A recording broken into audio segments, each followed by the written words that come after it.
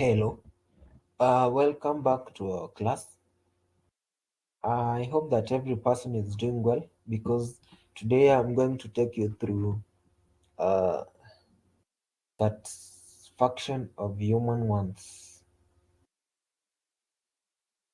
Satisfaction of human wants, whereby this is our topic 3. We're going to look at uh, the satisfaction of human wants, whereby at the end of the lesson, I could like that.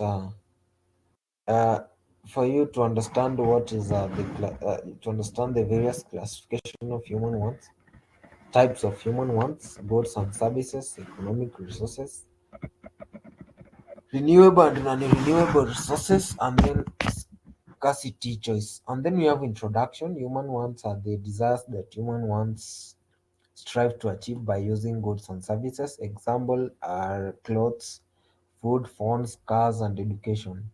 Satisfaction of human wants is the process of acquiring and using the resources. Acquiring and using the resources. Now we have characteristics of human wants. Characteristics of human wants. We have various characteristics of human wants. We have characteristics of human wants, whereby we are going to look at the various characteristics. Number one, they are insatiable. Human wants cannot be satisfied fully. That's true. They vary in intensity and urgency. The amount of goods and services required vary from one person to another and also from time to time. They are competitive. They compete against each other. They are recurrent. Satisfaction human wants does not last forever. They are actually repetitive. They repeat. And then we have some human wants are universal.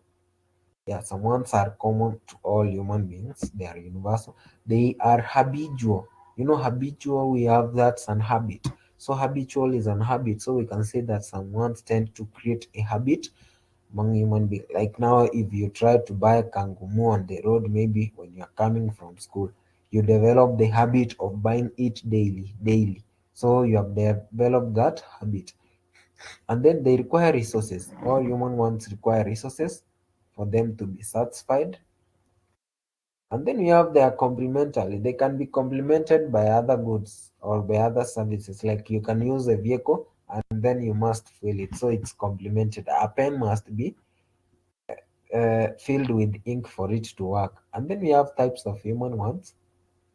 We have basic ones. Actually, these are the requirements that one cannot do without because they are necessary in life. You know them. We have clothes, food, shelter, and clothing. Yeah. And then the characteristics of basic ones, one cannot do without them. They are felt needs. They cannot be postponed. They are satisfied before secondary ones. Secondary ones, these are requirements that one can do without, but are needed to make life more comfortable. So we have comforts. These are ones which improve one's living standards beyond the level of mere survival. And then we have luxuries. These are ones that provide excessive comfort. Ways in which commerce satisfies human wants: facilitates exchange, which enables people to acquire what they want; facilitate storage of goods until the time they are needed; facilitate movement of goods to where they are needed; facilitate the conversion of goods to the right form. And then we have goods and services. Goods and services are known as commodities. They have distinct features that help them in differentiating between them. As I talked earlier, we said goods. Goods are actually characteristics of goods. We said they are tangible, they can be stored, they can be standardized, they can change possession, they can be seen, their quality can change over time. And then services, we say these are things that are intangible, they cannot be stored, their quality cannot be standardized, they cannot be separated from the provider, they cannot be seen. Here is a table that actually gives their difference, whereby we can say goods they are tangible, services they are intangible. We can say they can be stored, they cannot be stored, they can be standardized, they cannot be standardized, they can change position. They cannot be separated from the provider. Not all goods are perishable. They are highly perishable. Most of them can be seen. They cannot be seen. They can change in value over time. They can never change in value since they cannot change. You have economic resources. A resource I said that is maybe an objective or refers to a means of achieving a result of doing something. Then we have economic resources. These are resources which are scarce and they have money value. Now we have human efforts or a price is required to obtain them. So economic, you must have a price. Then we have natural actually. Before we go to natural, let us have a look at the characteristics of the economic resources. They are scarce in supply, they are less in supply. That's the mean. They have money value. You must have money. You must use money to acquire them. And then they are unevenly distributed. And then they have utility. And then they have alternative uses. They can change their ownership. They can be combined. They can be complementary. Classification of economic resources. Natural resources. We have man-made, we have human, we have renewable. So under natural, these are things that are provided by nature. We have like the sun, the rivers, the mountains, the moon. Yeah, those are natural. The economic importance of natural resources. They create employment during extraction and exploitation. They provide raw materials. They are a source of energy. They are a source of food. They are a source of food. So we want to look now at the examples of now renewable and non-renewable, because now renewable, these are resources whose supply can be stored, and non-renewable, these are resources whose supplies cannot be stored. Number one, renewable resources example is wood. We have rubber, we have wool, we have silk, we have leather, we have solar energy, we have hydroelectric power, we have wind power, soda ash, vehicle.